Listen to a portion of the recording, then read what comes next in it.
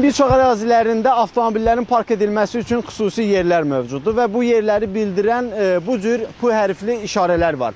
P hərfi burada bilirik ki, park etmə anlamını daşıyır. Və bunun altında olan 10, 15, 20 rəqəmləri nəyi ifadə edir? Park etmə sözünün altında 10, 15, 20. Vallahi onu bilmirəm.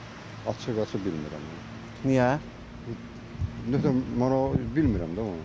Burada park etməyə siz baxırsınız da? Bəli, bura baxıram.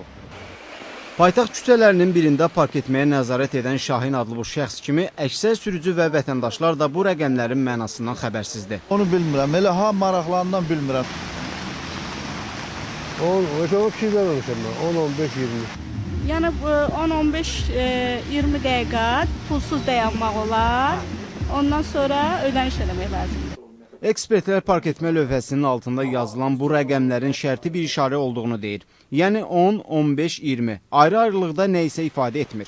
Qanunvericiliyə əsasən bu cür nişanların yerləşdiyi dayanacaqlar pullu hesab edilir və sürücü bu ərazidə avtomobilini park edibsə, təyin edilmiş xidmət haqqını ödəməlidir. 10-15-20 əslində dəqiqə ölçüsü kimi də görsənə bilər. 10-15-20, yəni bəzi hallarda deyirlər ki, hansısa bir vaxt ərzində tutaq ki, nəqliyyat vasitəsini saxlamaq üçün, amma istənilən halda o rəqəmlər, şərti olan rəqəmlər, deyək qanunvericilikdə 7.8 nişanı ilə 1.3.5-də göstərilir.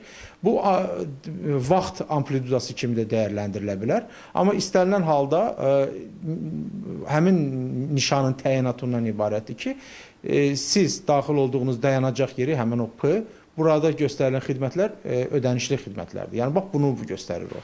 Qeyd edək ki, ümumilikdə paytaxt ərazisində 1000-dən artıq ödənişli parkomat mövcuddur. Onların da təxminən 3-ündə bu cür işarələr öz əksini tapıb. Elvin Güloğlanoğlu, Əfqan Pənahoğlu, Lider TV.